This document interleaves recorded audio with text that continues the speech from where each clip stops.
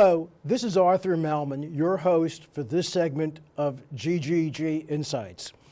Today, our guest is Tom Bjurlof, and Tom is retired as a policy consultant to governments and energy companies, and is going to take us through what really is happening in a bigger picture off the coast of New York, New Jersey, and Rhode Island in this whole offshore wind energy debate we've been having. Tom, you've been good enough to bring some slides with you today, and let's put on the screen the first of the slides, which basically shows the whole geographic area.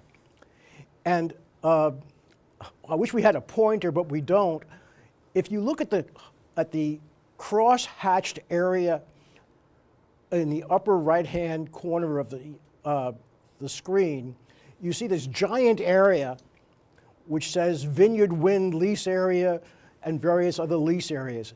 And then you see those relatively small little areas to the left of the big cross-hatched area, which is where offshore wind is, but our offshore wind isn't even that big. It's really a tiny peninsula, and one of our next slides will show it. And Tom's point is generally we should look at the whole question of whether this whole project with offshore wind is even economic.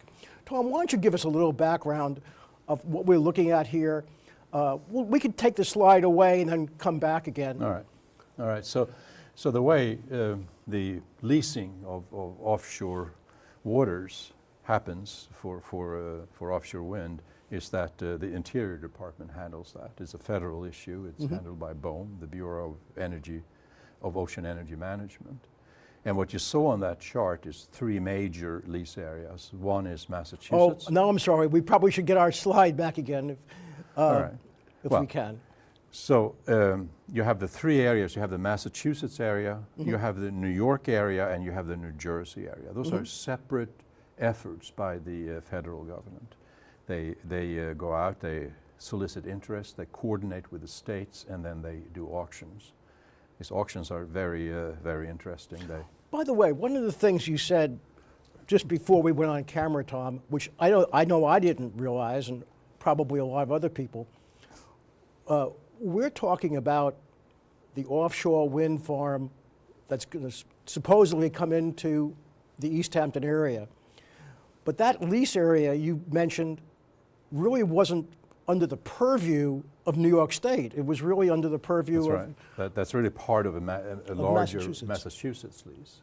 And Deepwater, which now has been acquired by a Danish company called Ørsted, decided that they were going to, while they were bidding large contracts in Massachusetts, Connecticut, and Rhode Island, that they were going to take a little segue, essentially, a little piece, 15 turbines, something like that, and offer LIPA to enter into a power supply contract to LIPA. Yeah, I think what you're going to be trying to explain to us is why this particular offshore wind project really doesn't make too much economic sense, which leads into why the cost to LIPA may be so out of proportion to what the cost is to other utilities for wind in other areas. Yeah, so when New York is going, or New York State and NYSERDA is pursuing large 800 megawatt areas as lease areas, there's a cost in developing the wind farm itself, and then you have the transmission line to bring the power on shore. Yeah. I wonder if we can get our first slide back again. If we can't, we can't, but hopefully we can. Here we go. Oh, this makes it much easier. So the big white area to the right, of which the Ørsted is a tiny, tiny piece, is really the one that was under the jurisdiction of Rhode Island. And then we have things called Fairways North, Fairways South, Hudson North, and Hudson South. So I think this gives us a little bit better way of discussing what's been happening here, Tom. And I apologize for taking the slide away from you at first. No, so that's good. So the areas that have some green in them are part of the New York leases. And there's only one New York lease that has been awarded. If you look to the very left, this says Equinor lease area, the white area there. That is Equinor, a Norwegian oil company, actually, Statoil, who has... Oh, that's a small part of Hudson North. Yes. It was actually auctioned last year, and it was a record auction then. I think Equinor paid $42 million for that area. Mm-hmm. Now, just to give you a sense of what there just was an auction in Massachusetts, if you see in the upper right hand side, you see 3 areas that have symbols, OCSA. There are 3 areas like that. They were just auctioned a week ago at record amounts. I think the total amount of money that was paid for those 3 areas was around $400 million. Mm-hmm. So the price of these leases go up. They are larger. They are very large now. I should note that the oil majors are in buying up a lot of these. One of the leases was won by... Yeah, I think you said that the Norwegian State Oil Company was one of the winners, and yes. Royal Dutch Shell was another one. Yes. So everything is moving to a larger and larger scale. Now, if you go to the New York leases in the middle, the green areas, that's what BOEM has proposed. They're proposed that they're going to lease those areas. They have been accepting comments on that, and the New York State is one of the 8 states that have commented on it. And rather remarkably, only 2 weeks ago or so, New York State, through NYSERDA, the New York State Energy Research and Development Agency, is actually recommending that we abandon the areas called Fairway North and Fairway South. Mm-hmm. And that's a major change. It's a major move by New York State. And the argument they use for abandoning those areas is that they're uneconomical. And by the way, those areas from the chart, it's pretty easy to see, are 5 or 10 times the size of deep water winds. The chart, yes. We've got the chart again, okay. Yes, there's the chart. And yes, they are. Deepwater wind is much smaller, or is smaller than what's being, the whole area certainly that have been proposed. Mm-hmm. Okay. Now, so what's going to happen then, we're looking at, the chart just disappeared, but looking at the chart, the upper white area with the lines across it is a major area of potential wind energy. Those 2 areas, fairways north and fairways south, you're suggesting may very well be abandoned. The green areas are too small, and the non-green, the blue areas, really have other considerations, fishing and other other environmental reasons why you want to stay out of them. Well, so there's some dispute back and forth between the federal government and New York State. That's in flux. So that's always going to happen. But there's only one lease that's been awarded in New York, and NYSERDA taking a position on Fairway North and Fairway South is interesting, because if they are uneconomical to build, then deepwater is also uneconomical. When we see our next slide, which I think it will help get us to the next part of the conversation. So this is just the presentation that NYSERDA made to BOEM at what's called a BOEM task force meeting at the end of November. And if we move to the next slide, I'll show you the conclusions. Okay. So if you look at this chart, the 2 areas to the left are 800 megawatt areas. They are the Hudson North and Hudson South areas, proposed lease areas. Then you have the 2 smaller areas, Fairways North and South, 100 megawatt areas. And what they calculated, you probably can't see on the left, but that's the levelized cost of energy from those. Okay, so what you're saying is, in the 2 800 megawatt areas, the 2 on the left, the blue area shows pretty much the cost per kilowatt, and the on the right 2 blue bar graph, stack graphs, yes. It shows the cost per kilowatt in blue to produce 100 megawatts, which is it's obviously much more expensive. Right. to deal with a smaller area. Yeah, Then the next thing we see in the chart, which I think is also interesting, is the yellow or orange area, which is transmission. And there again we see when we deal with a larger area, the cost of transmission per kilowatt is much, well, it's probably half of what it is in the smaller area. Yeah. Can we try the next slide too? Because I think the next slide, okay. No, this is good. This is good, because I think this shows that in our first slide, we saw this big area that was white, and it was very easy to misunderstand it and think that the big white area was deep water wind, whereas it's not. Right. And I guess if we look at the big blue area here, that's not deep water wind either. Well, it's that tiny, well, it's not the right. deep water wind project for East For Hampton. East Hampton, right. If we look at that little circle Right. or oblong shape, Right. That's is- deep water. that's deep water. the South Fork project. So the South Fork project is just a small part of the deep water or Ørsted leases. Yeah. And I And, think- I and think look you- at the green line. That's 50 miles. it's That is 50 miles of transmission line. Right. And not at a very high capacity. So that's a very costly way to bring power onshore. And I think what was interesting in the slide before this, we saw that where we had 100 megawatts of power being produced, Fairways North and Fairways South, NYSERDA, New York State, was coming in and saying, let's abandon those Right. because those are uneconomic. Right. So certainly, Deep water would be deep water is uneconomic even too. more uneconomic. Which gets us back to this issue about why are we paying so much for this, right? 22 cents per kilowatt hour, that's Right. ridiculous. That is totally unacceptable. The solution to this is very simple. Ørsted understand what the solution is because they are obviously going to offer New York State more energy off of the Massachusetts leases, and they have actually filed for being able to be permitted to connect into other areas of Long Island, like Shoreham and other areas further west on the South Shore.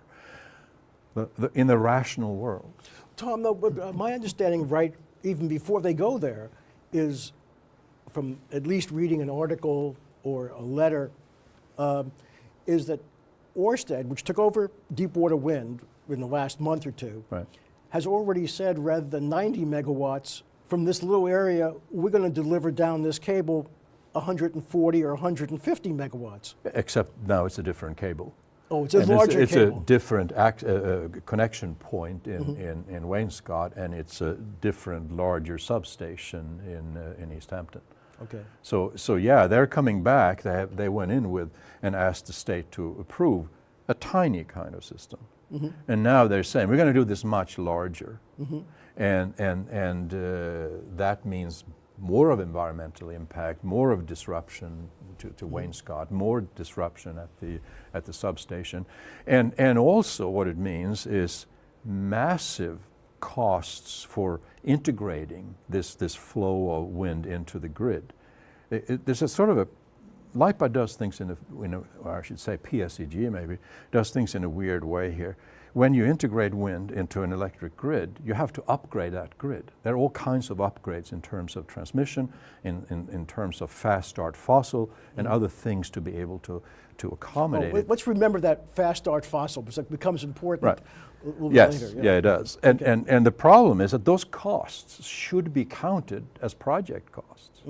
They don't. They socialize those costs. They show up in our electric bills at some point, but they don't itemize them. And when LIPA, I think, said that the cost of wind power from Deepwater was 22 cents per kilowatt hour, which is a ridiculously high number to begin with, that's not the whole story. It's going to cost much more if you didn't segment the cost in the way So they did.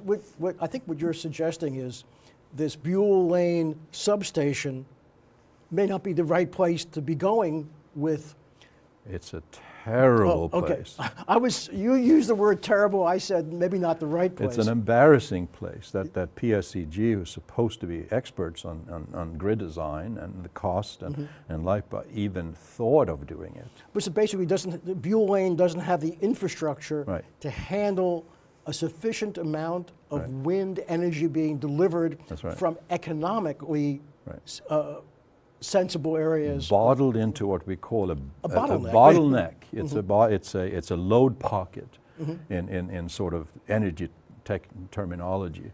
So what you're saying is Ørsted has already been talking about bringing a different cable into Shoreham, which is a much larger facility. And the facility that already has fast start fossil plants where they would land the plant.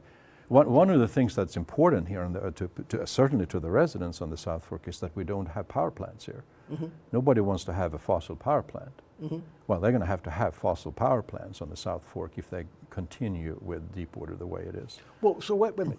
If the cable that Ørsted would now like to bring in is really to Shoreham, and at the same time they're sort of hedging their bet by saying they want to increase the cable size that would come to East Hampton and then to Beulah Lane. Right. Well, they have a contract. They have a That's contract. the catch. They have a signed contract. Why should they walk away from it? So let's assume they understand this makes no sense whatsoever. But it's a firm contract, and they're being paid a lot of money for it. Oh, so what you're saying is they may still do the relatively uneconomic cable into East Hampton for 140 or 150 megawatts into Beulah Lane, even though there are more economic ways, because they're getting paid sufficiently from LIPA, which we'll call a ridiculous price. So they'll make money on it anyway. Right.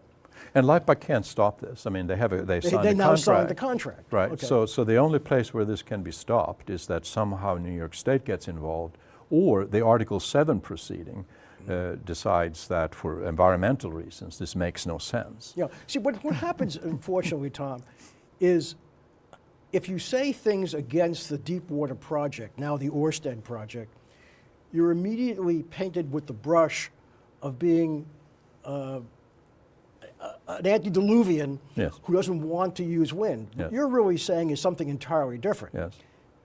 The project as presented is an uneconomic wind project that's being subsidized with our tax dollars in a way that makes no sense. I mean, I'm sorry, rate dollars. Rate dollars. It gets socialized into rates, yes. And so I was very much involved in the early development in Europe of offshore wind. I'm for intelligently deploying offshore wind. I think it's very important, but it's a tricky thing to do right. And you know, when I go out and talk about this, people say, well, I'm an antediluvian, I'm against offshore wind. No. I am for. If we proceed in the way in the Deepwater project, this is just offshore wind is going to get a bad reputation. It's going to be costly, and it's a waste of money, and it's really a waste of ratepayers' money. It's not the investors' money; it's the ratepayers' money. Okay. So what you're really saying is that what makes sense, to go back to our first chart, where there was that big white cross-hatched area, is to build a big wind farm out there and bring all that power to Shoreham, or some other place. But I'm using Shoreham because we all sort of know where that is. I live nearby Shoreham, so I don't want to be accused of wanting to come into my area. Okay, but basically, to a place that has been established and all the money has been spent to absorb the influx of a large amount of power. That's what you're really saying. And that's what NYSERDA is saying. And that's what New York State is the saying. small projects are not economical, the large ones are economical. Okay. Could we get the next chart? Because I think that was also very interesting. Okay, this is a little... Yeah, this is a little tricky. So I'll tell you what this is. If you see at the very top, that's the name of every German offshore wind farm. I believe they're all in the North Sea. There could be some others. And what you've done is you piled them one on top of another to get a graph. Okay. Actually, the graph comes from the German Energy Exchange. Okay. So they're trading this stuff. I won't give you the credit. No, I'd love to take the credit, right? Okay. So this is the output during, I think it's about late July, over 2 weeks, a week or 2 weeks. I can't read. Looks like about 2 weeks. And it gives you an idea of what wind actually looks like. What do I mean by that? This is very surprising, Tom, because we've all heard about peaks and valleys of wind, and we've all seen the graph that offshore wind had, which showed that there were some, but these are much sharper peaks and much sharper valleys. I mean, the first few days of that particular period shows there's almost no wind in that area. Right. Then it peaks way up, and then it's like a roller coaster, goes slamming down. Right. And it's up and down and up and down, which is, at least in my view, different from the picture I had of wind being And this is high to- typical. yeah. This picture is typical. And by the way, I asked, this says German offshore wind farms. Right. What's our wind Well, I took the profile summer. off East Hampton? I took the summer, this Yeah. for the summer because Yeah. it's comparable. Sure. And of course, in Europe, the windy season is the fall and the winter. Right. And the fall and the winter is their peak energy. Here in the US, certainly on the East Coast, the peak energy is in the summer, which is when the Atlantic is very quiet. And it turns out that the conditions on the US side, in the Western Atlantic, are even worse than Europe during the summer. So what you saw in that chart was there were 4 days at the beginning. Right, I remember that. There was no power coming out. So now this is sort of a grid designer's nightmare, right? So now I have to get that power from somewhere else. Wind is not going to provide that power. So let's assume this wind farm comes into East Hampton, and we are having peak season, and suddenly the wind farm doesn't generate any power. Got a real problem.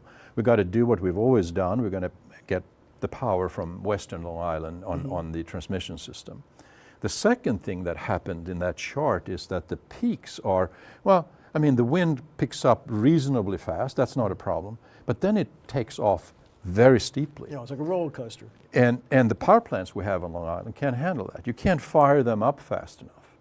So you have to implement a whole new layer of technologies, sometimes referred to as fast reacting fossil plants, that can respond right away to mitigate the fall off in offshore wind while the big plants take over. What is the plan that PSE&G now has to Well, solve that problem? when they signed the contract, there was no plan for this. I'm being a little jaded about what they know and how competent they are about this.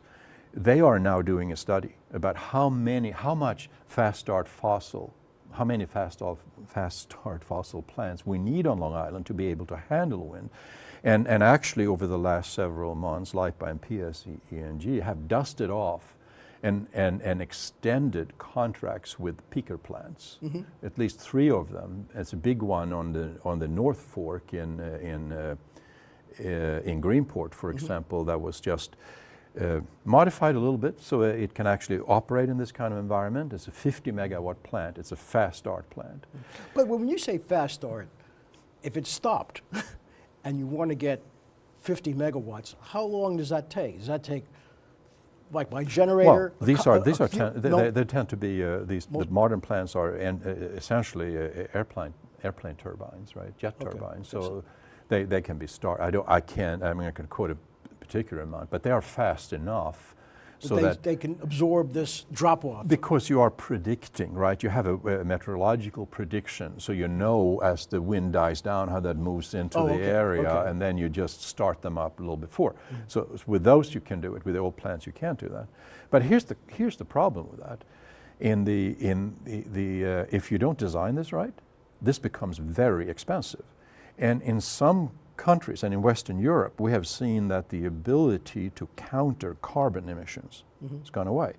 There are several studies on this, and in Germany, this is a scandal at the Angela Merkel level. Well, I mean, one of the big issues when the recent German government was formed was what are they going to do about the fact that they have made this massive investment into offshore wind and renewable energy, but there's no reduction in carbon.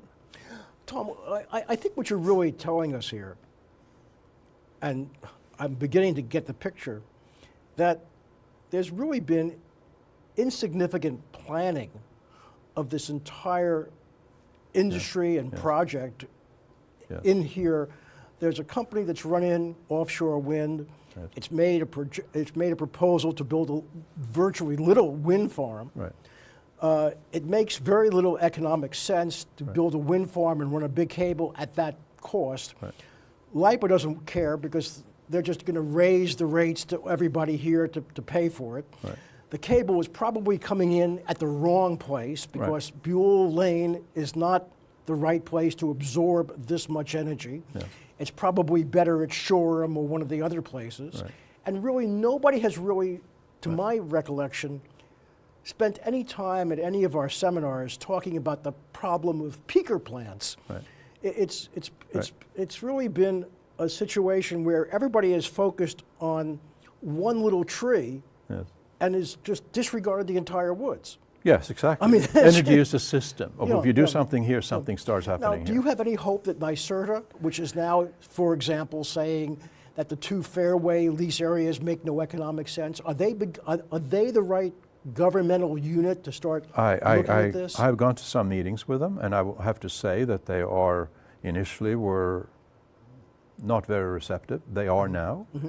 They have started to engage different companies and different. I know the Danish government is actually working with the governor's office Right. in Albany right now.